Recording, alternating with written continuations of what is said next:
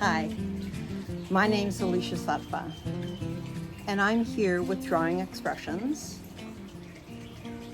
to bring some creativity into your life. So before we begin, I hope that you're sitting in a comfortable position. Sort of set a space for yourself, maybe light some candles or make a cup of tea. I've got some candles lit off camera. I like to take a few deep breaths before I begin. Nice inhale in, and then exhale out.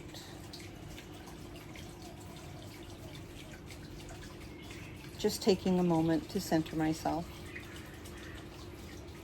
before I dive into that creative space that I love to be in, don't we all? So today I'm going to teach you some tangles. So I have Hollibaugh, which is a pretty traditional tangle, which is, it can look like roads, it can look like lumber, something to that effect. Then we have Tipple, which is one of my favorite tangles, just when I want to just mindlessly relax and let my mind just drift around. I love to do that. Then I have this one up here, and this is called Enyshou. I think that's how you say it. And it's a nice, relaxing tangle. And then I created this one for this class, and I call it Pawz. So, let's get started. With Hollibaugh, the first thing you want to do is a nice straight line. And so if you've never drawn a straight line without a ruler, because we don't use rulers here, you want to use your shoulder. So you want to lock your wrist and lock your elbow, set your pen down, and then pull back with your shoulder and your body, and your line will end up being relatively straight. It's not going to be perfect, but we're not looking for perfection here. Okay, so now with the next line, with Hollibaugh, we want to intersect. And so we want to pause before we get to the line, and then continue on. And pause. And continue on. I am not doing a good job keeping this under the document camera. Sorry guys, I will pay more attention going forward. I was moving my page and not looking up. It's been a while, you know, since I taught. So please bear with me. So as you can see, with Hollibaugh, we just continue to build lines, crossing other lines. So I'm going to just add a couple more lines here. Let me make sure that my area is on camera. Between being left-handed, using a fountain pen that I can only draw in one direction, which is something I'm not used to. I'm used to making my lines both up and down. And I do more up lines than down lines, so using a fountain pen is a bit of a challenge for me right now, but I like a challenge. I like a challenge. There we go. All right. So now I've got these lines all laid. That's Hollibaugh. And you could fill the whole page with it. You can do as much as you want. I just want to show you the idea of Hollibaugh. And so for the next tangle that I'm going to teach you is Enyshou. And this one might be new for a lot of you, or it might not. I think I'm going to put mine in here and have it sort of suspended. So the first thing that I want to do is I want to draw the letter C, and then I just want to come inside complete that C. Then I'm going to turn my page. And this is referred to as a blossoming tangle. And that's because, as you're going to see, it blossoms on the page. So we can start anywhere that we want for this blossom to occur. I'm going to start off to the side just because it seems like the wrong place to start, and so that makes me want to do it. So I'm just doing a line with a light flick at the end. I'm going to set another pen in here. Sometimes the document camera gets all fussy, but if you have something that's not moving, it makes it a little bit more stable. So now I'm just drawing along this line, but I'm touching it at times. You know, I want it to touch. I want to make it so that this looks like it's kind of folding in on itself a little bit. So I'm going to do about 5 lines and then pause, turn my page. You always want to turn your page when you're doing this kind of art, because that way your hand is always in the most comfortable position. And when your hand is comfortable, it tends to do nicer lines and you don't get as cramped up and tired. So by getting in the habit of always turning your page instead of turning your wrist, that's a really good habit to get into. So with each one of these, I'm going to follow the rule of Hollibaugh, which is anything that I draw now, I'm going to be drawing behind. I don't know if I even covered that concept with you when I was doing Hollibaugh. So let's just do it again here. So I'm going to draw these lines beside each other. And then I'm going to do a break for where they go behind. And as you can see, sometimes I'm drawing over a line because I'm making that choice. Like here, I'm going to cross the line because I want a thicker line. But I'm also breaking for this one. So the idea, the concept behind this is that a line that you have already drawn, you now always draw everything else behind it. So whatever lines, that's why I started with Hollibaugh. Let me get this on the screen. So that's why I started off with these lines with Hollibaugh, because I wanted them to be in front of anything else that I put on this page. And so now, as I'm doing this design up here, Enyshou, E-N-Y-S-H-O-U is how you pronounce it. I am now taking these bits and I'm bringing them behind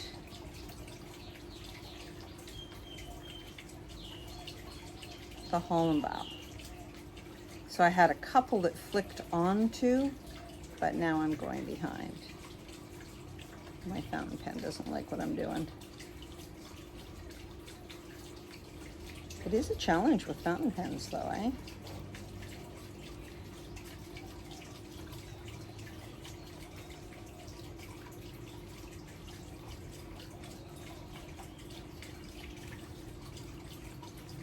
There we go.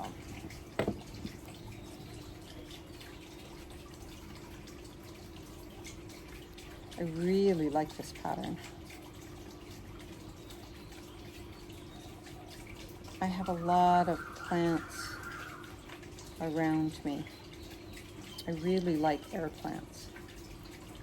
And so something that is grown here a lot in the Tillandsia species is the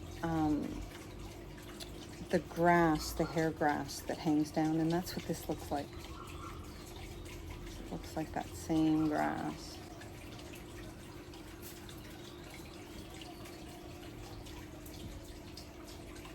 I like that. That looks nice.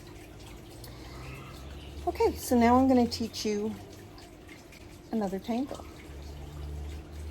So let's do some tipple. Let's fill in some spaces here with some tipple. Tipple is a really nice tangle just to really relax into.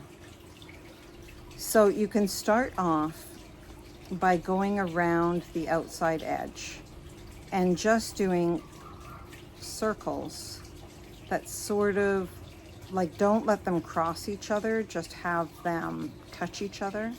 And you can have small spaces if you want, and just change the size of them as you go so that everyone is not the exact same size. And then I go in and I darken the base just right away to make it so that it's all shaded in, sorry. It's all in shadow is what I was trying to say. There we go. So it's already dark. That's just something I do when I do tipple, just to sort of speed up the process of shading, because otherwise it can take a long time to do the shading later. I always shade my tangles. Now, not everybody does. If you see the beautiful work that Aleesha Sattva, one of our co-founders, does, she doesn't use any shading at all, and it's absolutely gorgeous. So you don't have to shade. Like, just remember, like, shading is optional. It's not mandatory.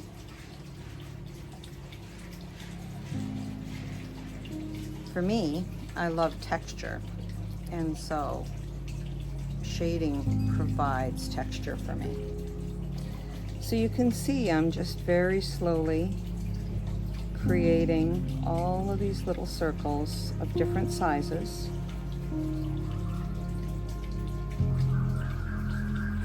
Little piles of stones.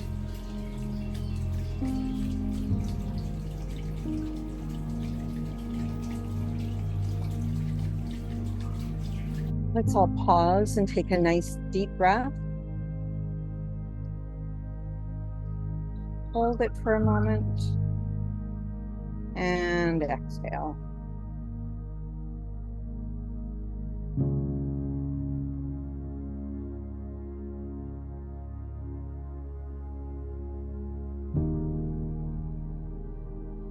So that is tipple. The next one that I want to teach you, which is, there's just one more, and then we'll just work on completing the tile in whatever pattern you want to work on. The next one is one that I created, and it started off as Rains, which is a tangle that is quite sharp, and I didn't want something sharp for this piece. So I thought about what I could do to change it from being sharp to not being sharp.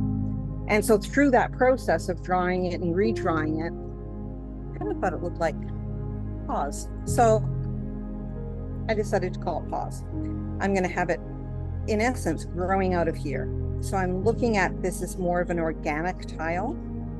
So again, I want to come from the bottom. So I need to hold my fountain pen properly so that it'll allow me to do what I'm doing.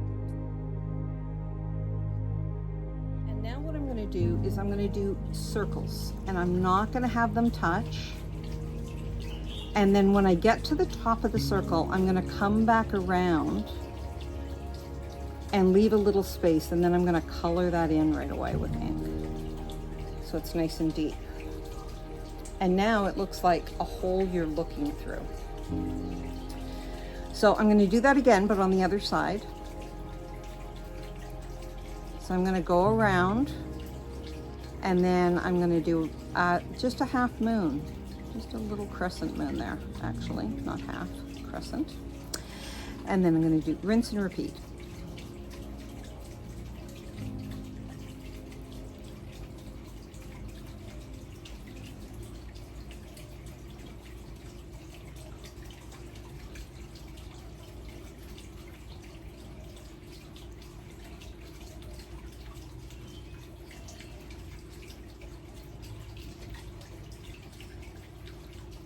They can be different sizes.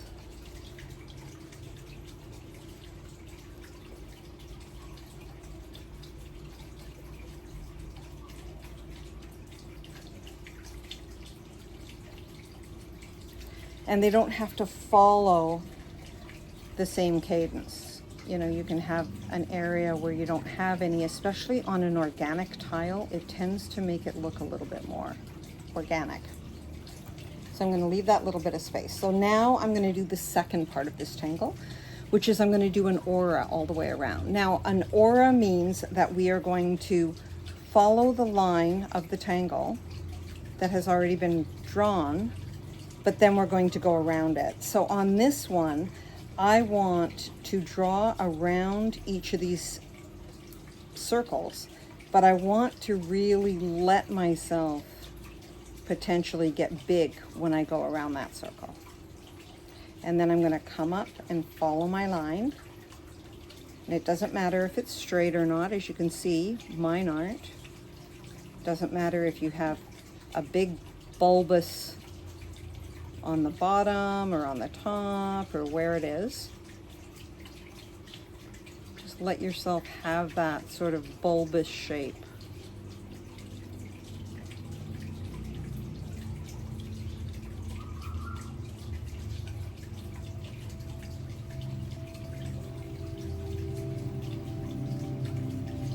And if you have a fountain pen that's getting a little grumpy like mine, then just work with it.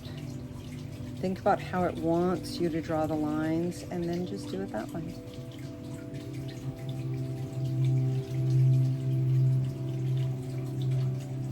Don't forget to breathe. Breathing is so important.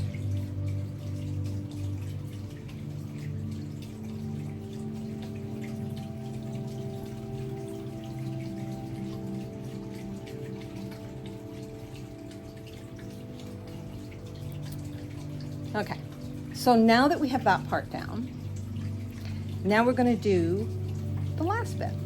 So we started off with the circles, with the crescent moon. So now we're just going to do them smaller. So I'm going to go in and I'm going to do a little one here and another little one here. And you can do however many you have space for or however many you want to do.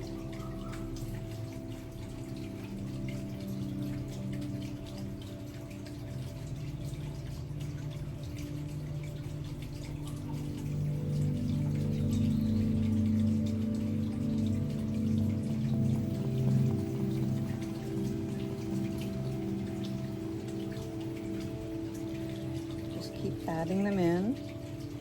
The only thing that you might want to keep in mind is having the heavier part of all of your circles be on the same side. And that way it'll make sense to your eye. Now if it doesn't, that's fine. It doesn't matter. Just something to think about for later.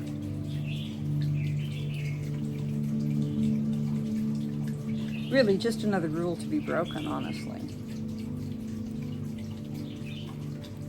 My husband, Pawz, teaches a creative writing class with DX. And he says, these are guidelines, and I like guidelines better than rules because guidelines bend easier. I really like that philosophy. Rules feel so rigid. Guidelines, not so much.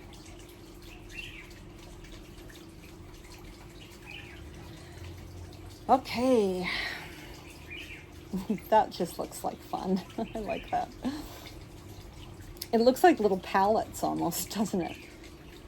Okay, so then you could do as many of these as you want. So that's the teaching portion of this impromptu class. And now I'm going to keep working on the art. So please join me. I'm going to add some more tipple down here.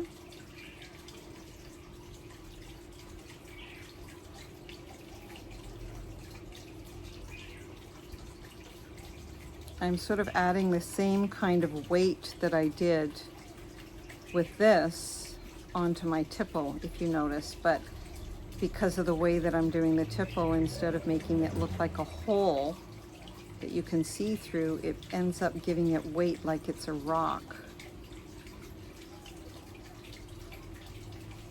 Or even a bubble.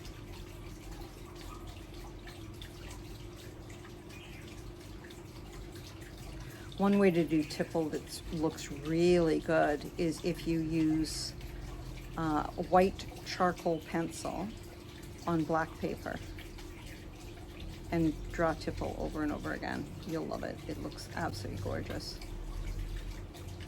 I'll ask Carissa to insert an image so you can see.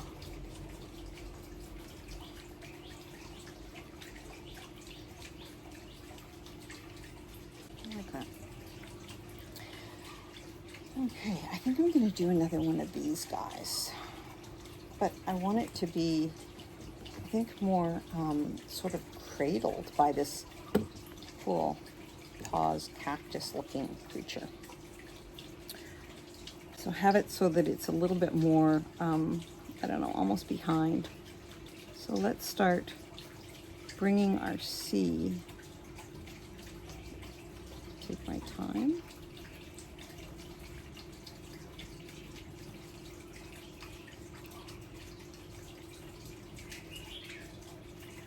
There we go.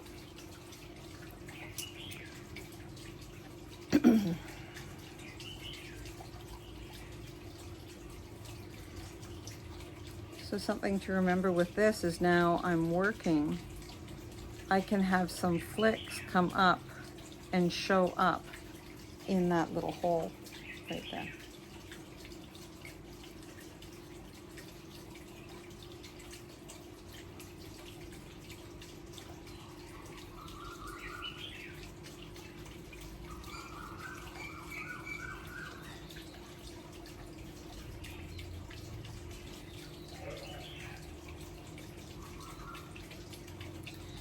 Now keep in mind, if you want, these can look really robust. You can have this, like this pattern can really fill out. You can just keep going until there's just no space to add another line. I just want mine to look a little bit more open and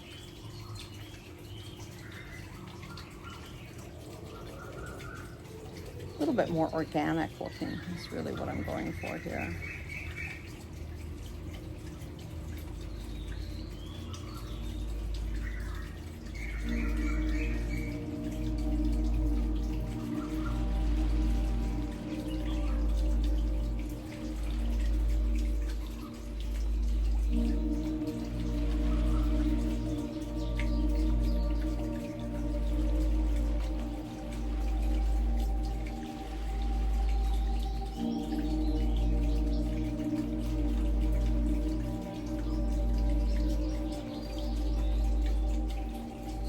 I'm going to have it that it's not quite as grown as the other ones. It's just a baby.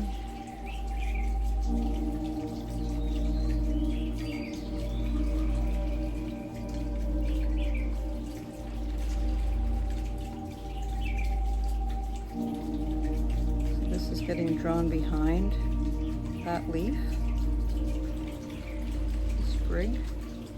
So is this one.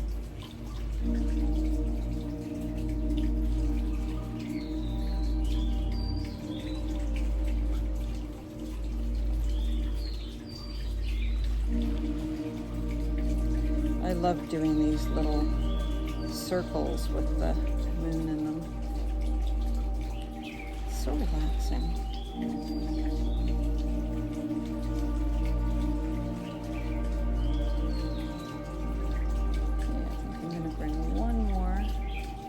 Oh, my fountain pen's not liking that. Let's come from here.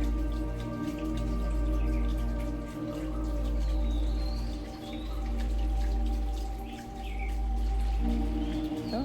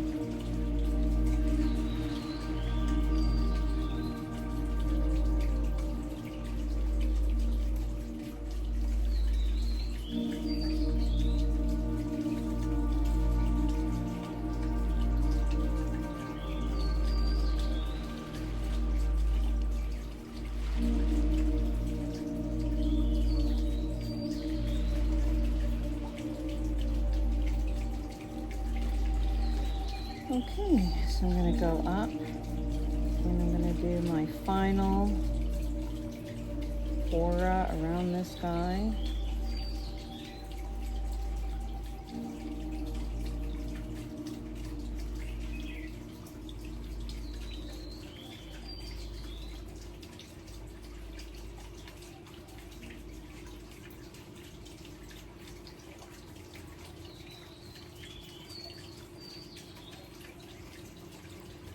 I know that you're not supposed to like it when your fountain pen splays, but I love it when it happens.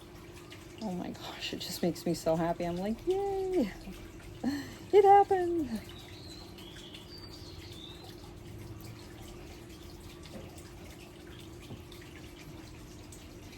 Okay, so now I'm just going to go in and do my little circles in here.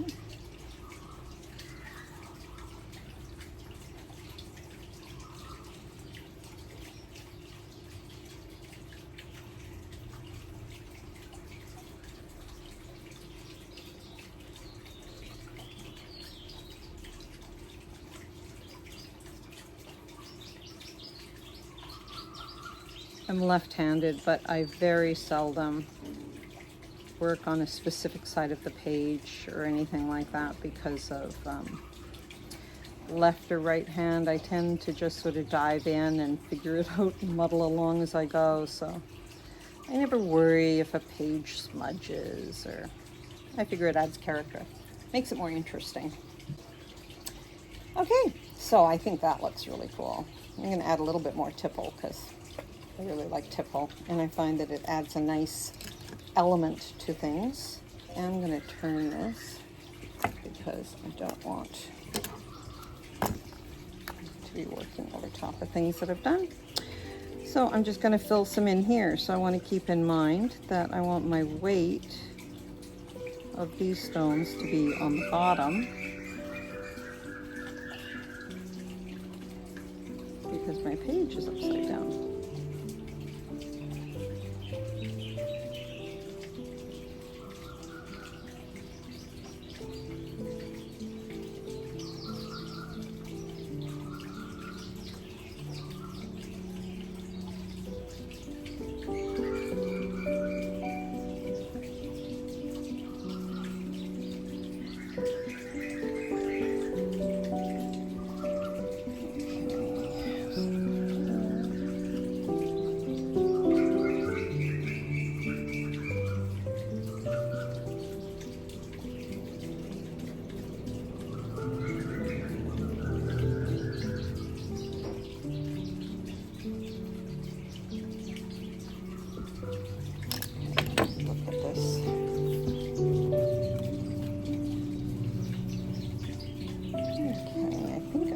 Do one of these Pawz coming up the back here.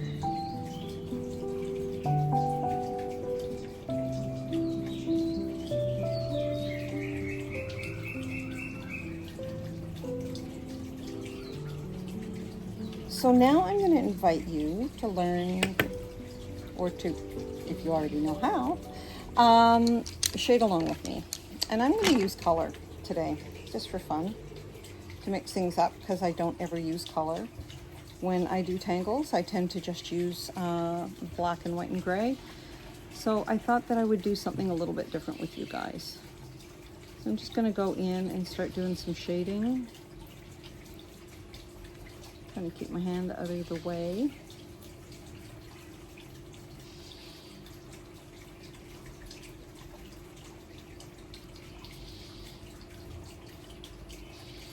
Add a bit of weight onto the bottom of these Tipples. So when I shade Tipples, I tend to do quite a few layers of shading. And when I use color on rocks in a piece, I tend to use 3. So I like to have like a brown or a dark green, and that's to sort of anchor that stone down onto the ground. So that's what I'm doing with these, is I want them to look more like stones. So I put the brown on the bottom, And then I go in with some green and then with some yellow. So green is a little bit mossy looking, keeps it nice and organic. And then the yellow is where the light is hitting it. So it just helps lift it a little bit. So I always end with the lightest color. I'm just going to pause and I'm going to take a moment to center myself. I'm going to close my eyes and take a nice deep breath. I'm going to take an intake in and hold and exhale. Shoulders, a little roll, front and back. Just to relax myself. Okay. Anytime you start noticing, and usually you don't notice, that's the problem, that you're not breathing, that you're starting to tense up, it's a good time to take a break, you know? Pull yourself out of it for a second and just let yourself sort of rise above. Something that I find is really good to do with any art, but specifically this kind of art, is to pick it up and hold it arm's length away from yourself. And it lets you have a really good perspective on what to do next, how to shade next, how your shading's looking. And so you can set it on the ground if you want and have a look from there. I can just look at the screen and I can see, because it's far enough away right now and it's up on the screen for me, so I can see how the shading is coming along. But that's a really nice way to just be able to check in with yourself, wherever you are. You know, you can be at a coffee shop and you can just hold it out from you. Okay, so I'm ready to go in with some yellow. I want this area down here to be quite dark. So I'm using Luminance pencils, in case you're wondering. Love Luminance. They're very, very, very creamy. Okay, so this guy here, I'm just going to shade him in with some more green. Since to me, this is a plant that I'm seeing. The nice thing about this art is that it's non-representational, so it doesn't have to look like anything. Like this just happens to kind of look like a plant, but I mean, nothing has to look like anything. Like it's certainly not from this world, I don't think. The Swiss cheese cactus, new on the market today.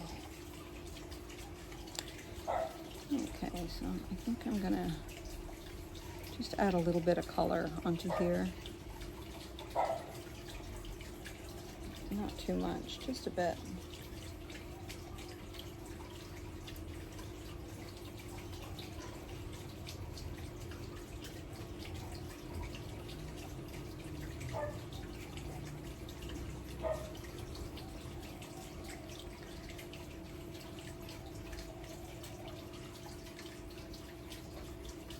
Mostly because I don't want it to be white with everything having a bit of color.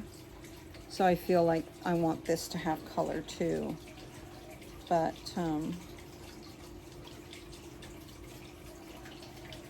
not much.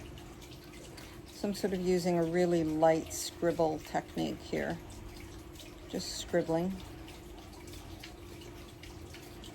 So the idea of this class is for you to just lose yourself for a little while. Just let your mind relax. Let your day melt away.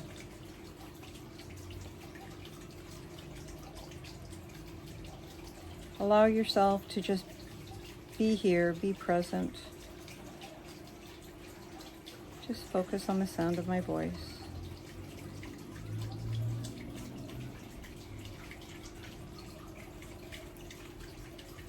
And above all, enjoy yourself. because that's like the most important part. So now I'm going to shade Hollibaugh. And so the way that I'm going to do that is I want to go in, and every piece that goes behind another one, I want to give it a little bit of a shadow.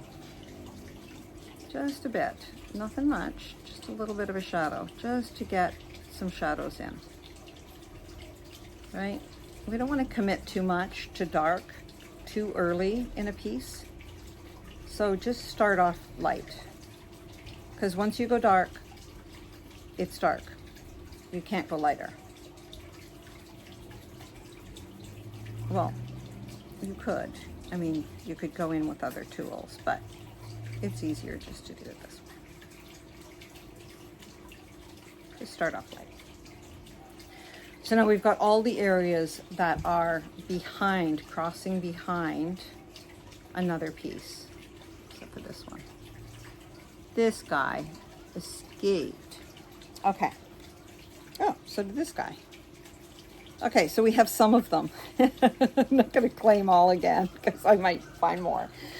So now I'm going to go in with some other color and darken that up a bit. And so I'm going to go in with the green because I want to keep not too much color. And so I'm just going to allow the green to be a little bit of a definer of darker lines. And I'm going super light. And I'm just allowing the green to come in and just make this just a little bit darker. Just a bit.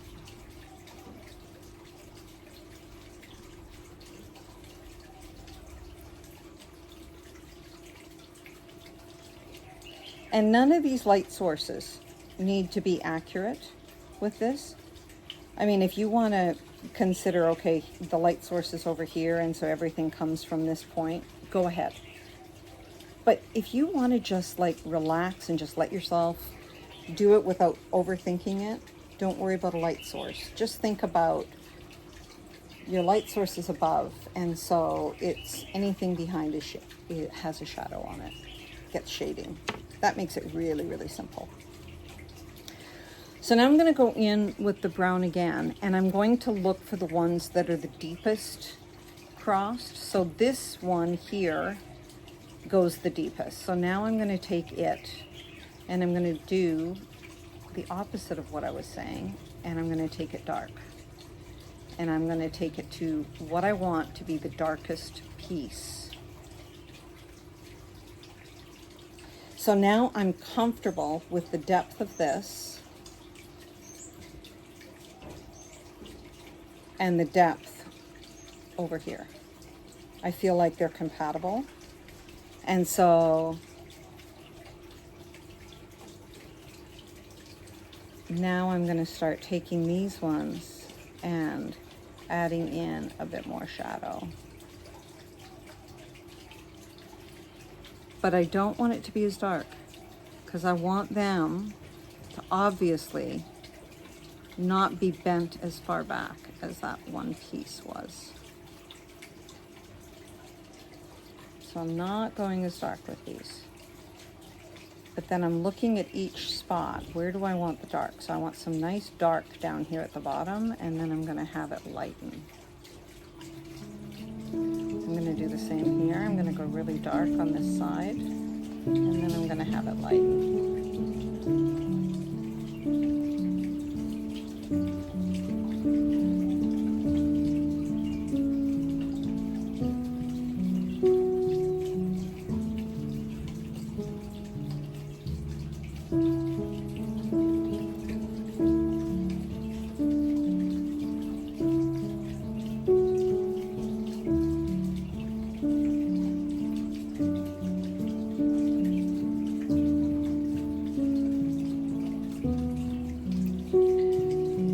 Now, another way that you can also shade Hollibaugh is you can shade outside of it so that you have it like there's a shadow on the floor. So, for example, I could add a shadow right here that would run along here so that it would look like this piece was lifted even higher off. But then I'd have to do all the rest, and I don't want to do all the rest. So I just want to show you that you can do that, but it's not what I want to do.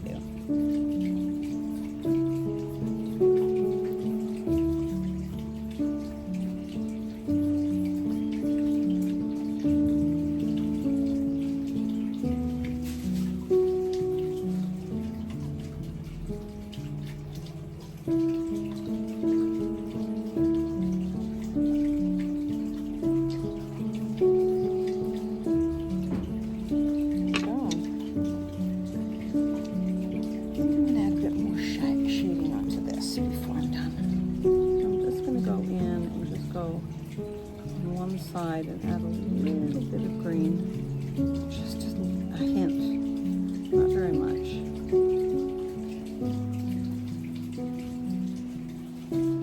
Just want to weigh down this edge. It feels a little bit light.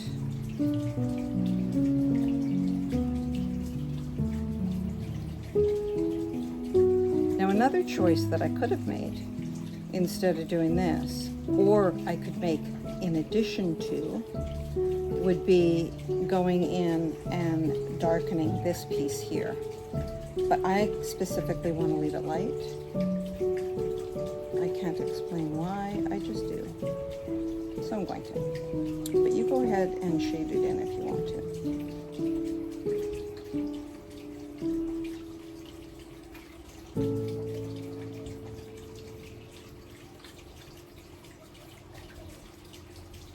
Come in and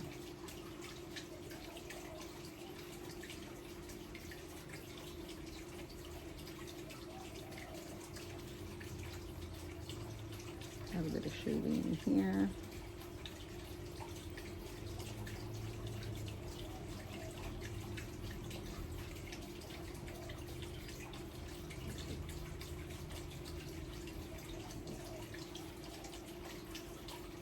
One of the things I love about shading is layers, and just really gently let it bloom on the page. Like, let it happen.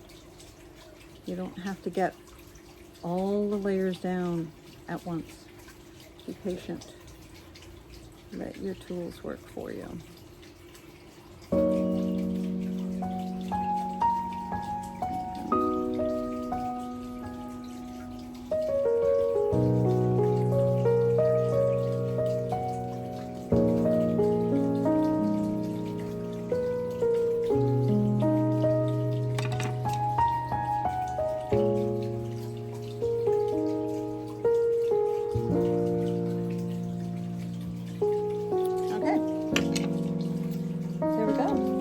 So that is our tangles. So I'm going to write the names now so that you know what they're called. So we started off with Hollibaugh, just H.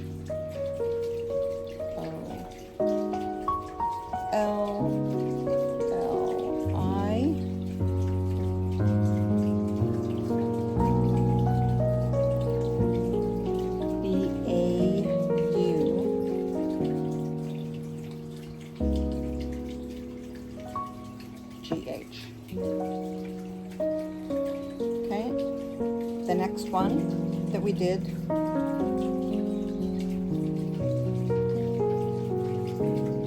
was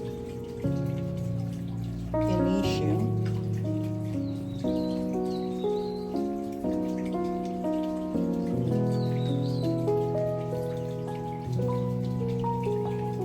Then I believe we did Tipple next. Now I could be wrong.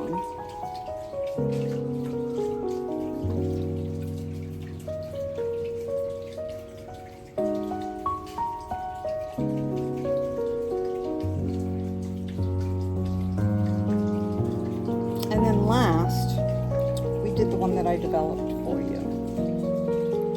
And I called that